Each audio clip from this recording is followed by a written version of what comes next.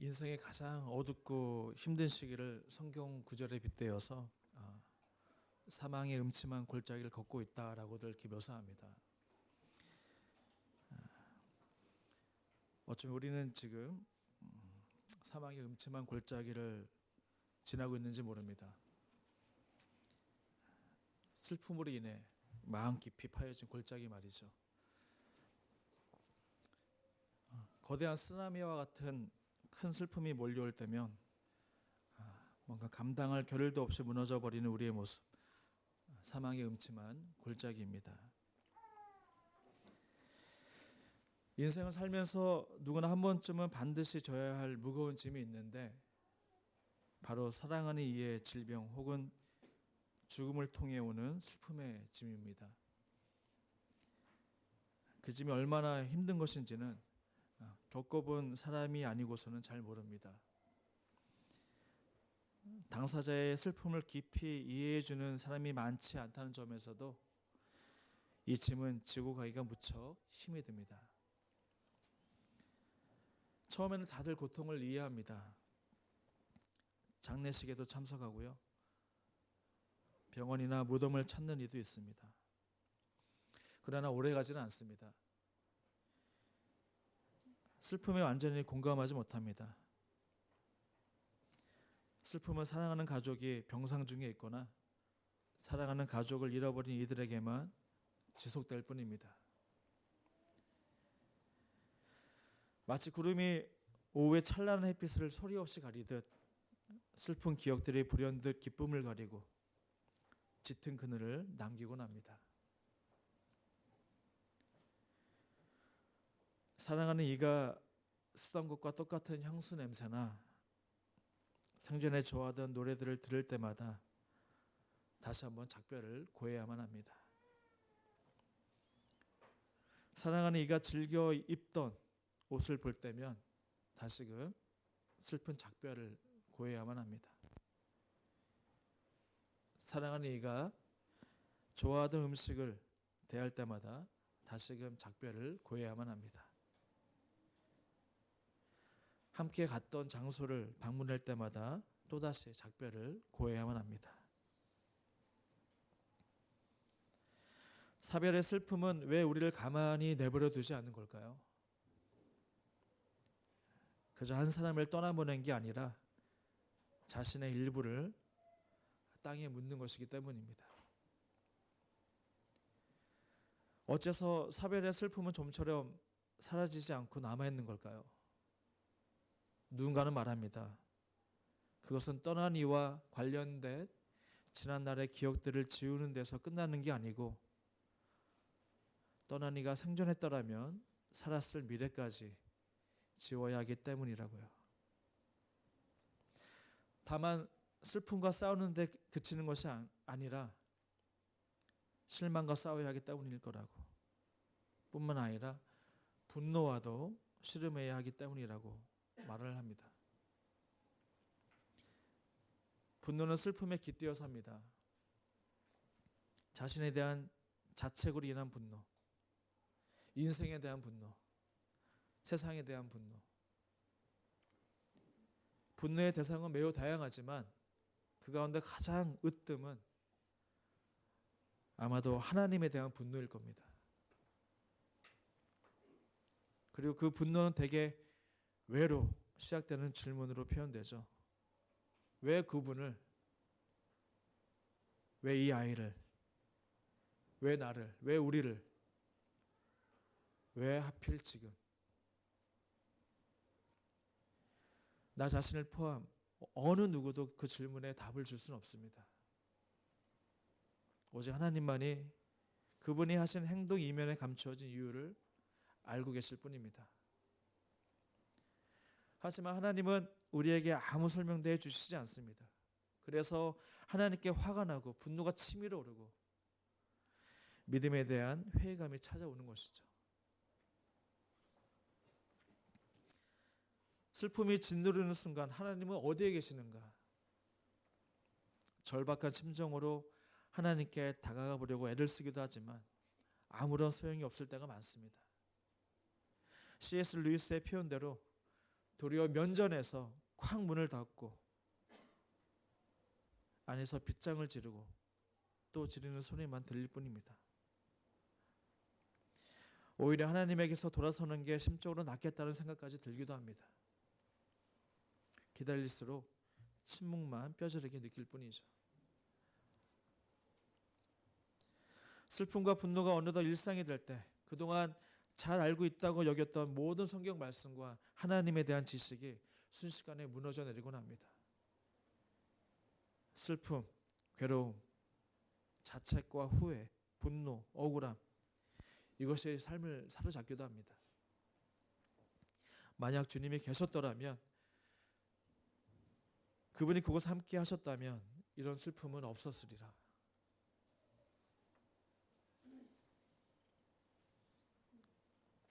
오늘 본문은 예루살렘과 가까운 베다니의 어느 장례식에서 있었던 사건을 담고 있습니다. 그 장례식은 다름 아닌 마르다와 마리아의 오빠이자 예수님의 절친이셨던 나사로의 장례식이었습니다. 마리아는 평소처럼 조용히 자리를 지키고 있었지만 마르다는 이 상황 속에도 가만히 앉아있지 못하고 어찌할 바를 몰라 이리저리 움직이고 있었습니다.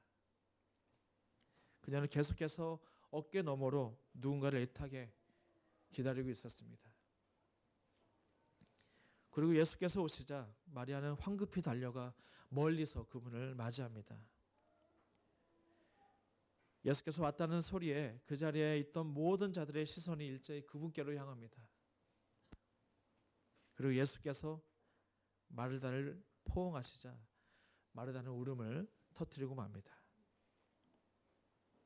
그 자리에 있던 사람들은 예수께서 어떻게 하실까 궁금해합니다.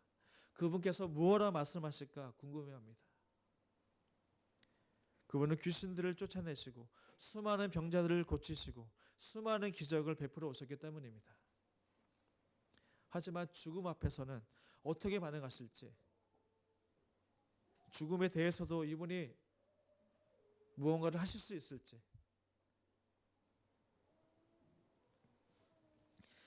주께서 여기 계셨더라면 내 오라버니가 죽지 아니하였겠나이다. 마르다의 절망과 안타까움이 물밀듯 터져나옵니다. 예수님과 그분의 제자들이 갈 곳이 없을 때마다 마르다와 마리아는 자신들의 집으로 영접했습니다. 마르다와 마리아는 예수님을 잘 알고 있었고, 그리고 그분이 자기의 오라버니 나사로를 얼마나 사랑하고 있음도 잘 알고 있었습니다. 그래서 그들은 이미 며칠 전에 이미 사람을 보내어 알리었습니다. 주여 보시옵소서, 사랑하시는 자가 병들었나이다. 이것은 마르다와 마리아가 예수님께 절박한 심정으로 도움을 청한 상황이었습니다. 주님 빨리 오십시오. 그런데 그분이 취하신 행동은 모두의 기대를 저버리는 것이었습니다. 계시던 곳에 이틀을 도와 유하셨다고 요한은 기록하고 있습니다. 예수님 과연 무엇을 하셨는가? 도대체 무엇을 하고 계셨기에 그렇게 이틀이나 지체하고 계셨는가?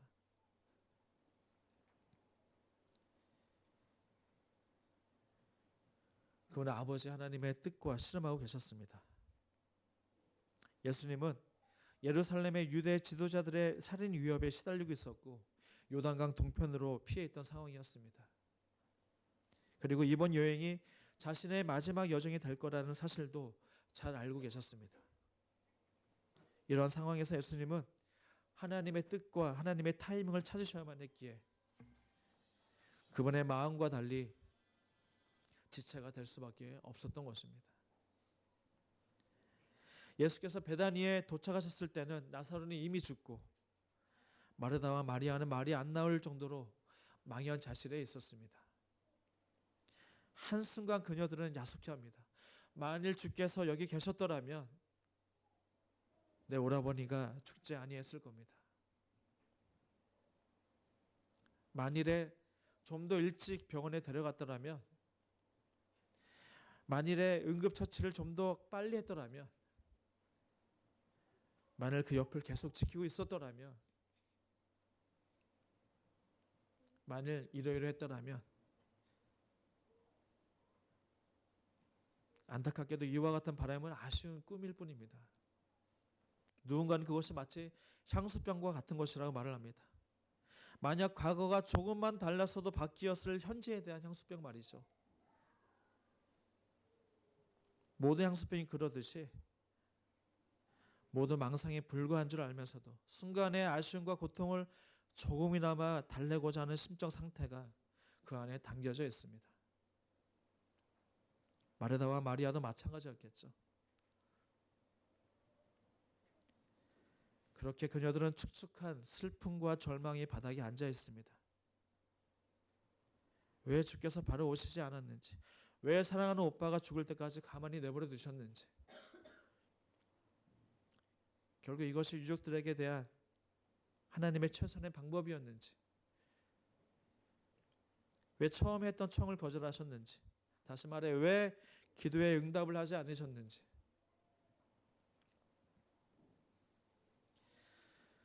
그런데 그 축축한 절망의 바닥 한복판에 예수님께서도 그들과 함께 앉아 계십니다. 이제 와서 이것이 무슨 소용이 있는가? 당신이 사랑하는 자들의 기도와 요청에는 침묵하면서도 함께 슬픔의 자리에 앉아 계신다? 뭔가 가식적인 모습으로 비춰지기까지 합니다. 하지만 본문을 계속 읽어 내려가면 우리는 눈물을 흘리고 계시는 예수님의 모습을 발견하게 됩니다. 주님은 마르다와 마리아 사이에 앉아 흐느껴 울고 계십니다. 절망의 바닥에 앉아있는 이 세 사람에게 슬픔의 쓰나미가 몰려옵니다. 눈물의 샘이 터져버립니다. 우리 주님께서 눈물을 흘리십니다. 그분이 그들과 함께 울고 계십니다. 천지를 창조하신 이가 어린 아이처럼 죽음 앞에서 울고 계십니다. 주님은 실로 우리의 질구를 지고 우리의 슬픔을 담당하고 계십니다. 예수님은 자신이 곧 할 일과 하나님께서 자기를 통해 하실 일에 대해 전혀 의심하지 않으셨습니다. 그럼에도 불구하고 승리에 도취되어서 자만하거나 울줄대지 않고 우리 오는 자들과 함께 슬픔과 고통에 동참하고 계십니다. 잠시 뒤면 나사로가 다시 살아날 것을 아시고도 그분은 울고 계십니다. 주님이 우셨기 때문에 우리도 울어도 됩니다. 슬픔을 애써 참거나 아무렇지도 않는 듯 행동하는 것은 모두에게 아무런 도움이 되지 않습니다. 주님은 세상의 모든 탄식을 아시고 몸소 체험하셨던 하나님이셨습니다. 이러한 그분의 성품과 눈물을 이해할 때 비로소 우리는 하나님을 온전히 안다라고 말할 수 있는 것입니다. 이 세상에는 두 가지 슬픔이 있습니다. 소망이 없는 슬픔과 소망이 있는 슬픔이 그것입니다. 그리고 우리는 지금 우리가 느끼고 있는 이 슬픔은 소망이 없는 자들의 슬픔과는 다릅니다.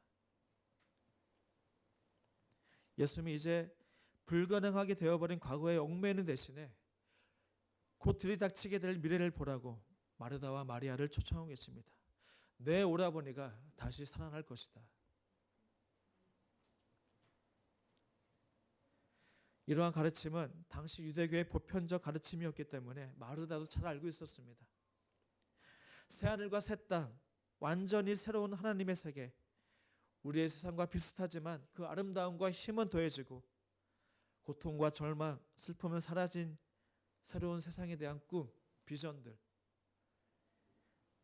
그래서 오늘 사는 우리 크리스천들에게도 이어져 내려오는 믿음의 실상이자 소망이기도 합니다. 주님이 다시 오실 때 이 모든 것들이 이루어질 것을 믿습니다. 마르다도 동일한 대답을 합니다. 마르다가 이르되 마지막 날 부활의 때에는 다시 살아날 것을 내가 아나이다. 그러나 주님은 다음과 같이 말씀하신 후에 무덤을 향해 섰습니다. 나는 부활이요 생명이니 나를 믿는 자는 죽어도 살겠고 무릇 살아서 나를 믿는 자는 영원히 죽지 아니하리니 이것을 네가 믿느냐?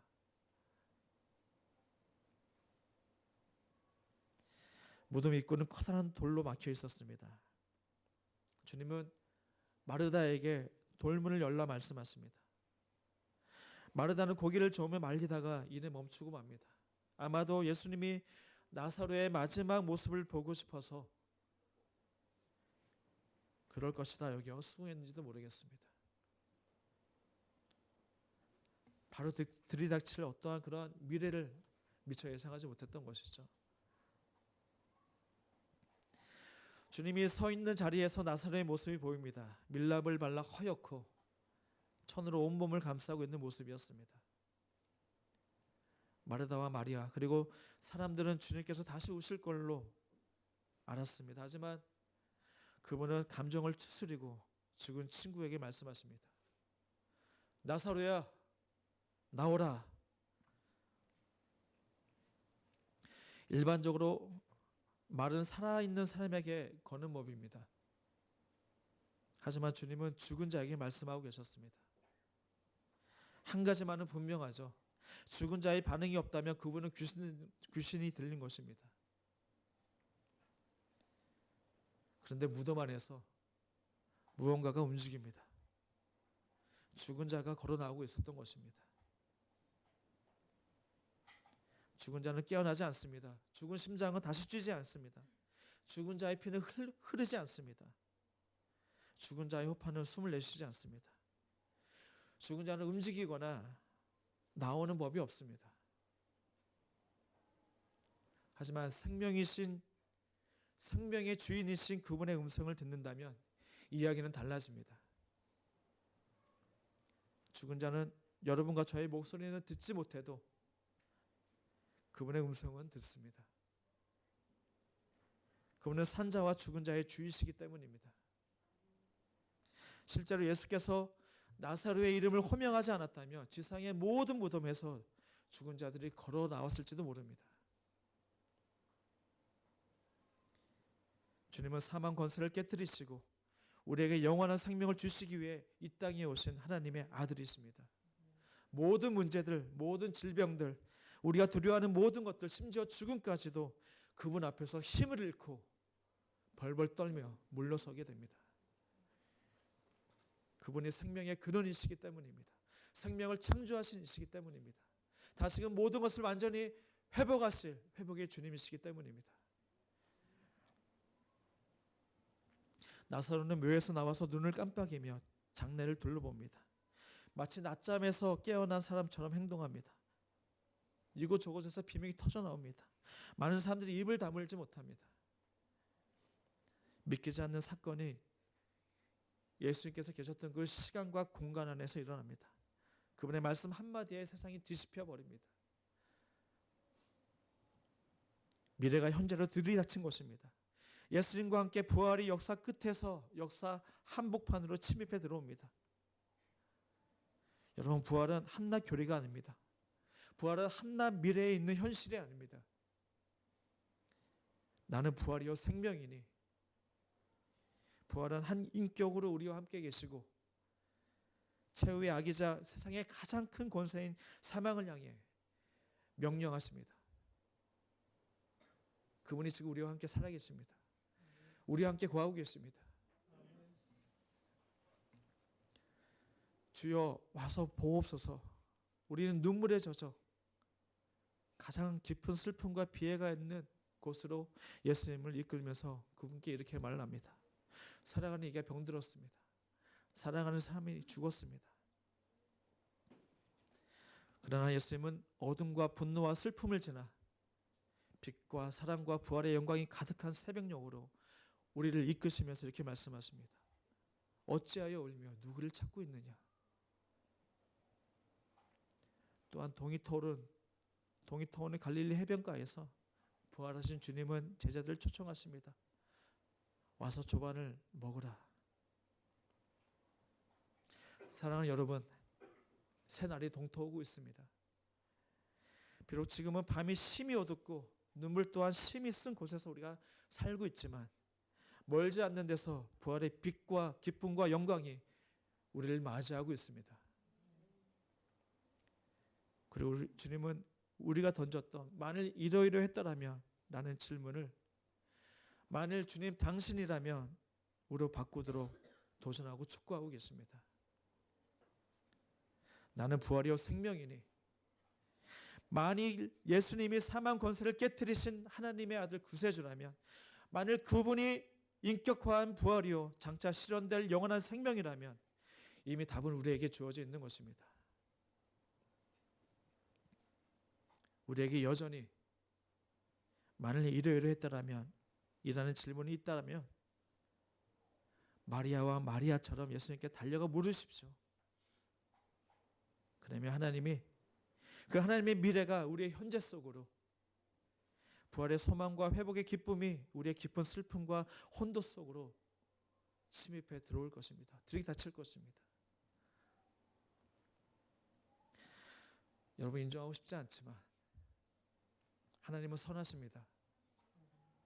때로는 전혀 납득할 수 없지만 그럼에도 불구하고 여기서부터 다시 시작을 해야만 합니다. 비록 하나님이 행하신 일을 다 이해하지 못할지라도 우리는 그분의 선한 의도를 신뢰해야만 합니다. 하나님이 이 땅의 남은 자들에게 요구하시는 것은 하나님의 선하심과 신실한 사랑을 인정하고 받아들이는 것, 그리고 그 슬픔과 맞서서 함께 이겨내는 것입니다. 마지막 여아를 소개하고 말씀을 마치겠습니다. 도널드 그레이 박사는 아내가 세상을 떠났을 때 자녀들과 함께 아내를 묻고 깊은 슬픔을 참아가며 차를 몰아 집으로 돌아가고 있었습니다. 무슨 말이든 해서 아이들을 위로하고 싶었지만 아무 생각도 떠오르지 않았습니다. 그때 반대편에서 거대한 트럭이 달려와서 스쳐 지나갔습니다. 커다란 그림자가 트럭의 움직임에 따라 이 박사 가족이 탄 차를 훑고 지나갔습니다. 불현듯 그레이 박사의 머리에 떠오르는 생각이 있었답니다. 박사는 아이들 쪽으로 몸을 돌려 물었습니다. 얘들아, 트럭에 치이는 게 낫겠니? 아니면 트럭 그림자에 깔리는 게 낫겠니? 아이들이 대답했습니다. 당연히 그림자에 치이는 게 낫겠죠. 거기 깔려봐야 털끝 하나 다치지도 않잖아요. 박사가 말했습니다. 혹시 알고 있니? 지금부터 2000년 전에 죽음이라는 트럭이 예수님을 치고 지나갔단다. 우리에게는 그저 트럭의 그림자만 스쳐가도록 하신 거야. 우리가 맞서고 있는 건 죽음의 그림자에 지나지 않습니다. 죽은 것 같지만 죽은 것이 아닙니다. 잠시 눈을 감고 잠이 들었을 뿐입니다. 주님 오실 때 다시금 깨어나게 될 것입니다. 더 이상 슬픔도 눈물도 아픔도 없는 세상이 그것을 믿는 자들에게 우리들에게 주어질 것입니다. 우리는 그곳에서 사랑하는 사람과 얼굴을 맞대고 다시 만나 뜨거운 마지막 감동의 눈물을 흘리게 될 것입니다. 그분이 호령하여 강림하실 때 세상은 뒤집어질 것입니다. 세상은 달라질 것입니다. 그때 우리 모두는 하나님의 놀라운 사랑과 섭리, 행하신 모든 일과 결정을 찬양하게 될 것입니다. 그때 우리는 시편의 말씀처럼 슬픔이 변해 춤이 되고 베옷을 벗고 기쁨의 띠를 띤 우리를 발견하게 될 것입니다. 그리고 마지막 한마디 더 할 것입니다. 주님, 저희를 위해서 마지막까지 가장 귀한 포도주를 남겨두셨군요. 오늘 이 은혜가 저와 여러분에게 함께 하시길 주님의 이름으로 축복합니다. 기도하겠습니다.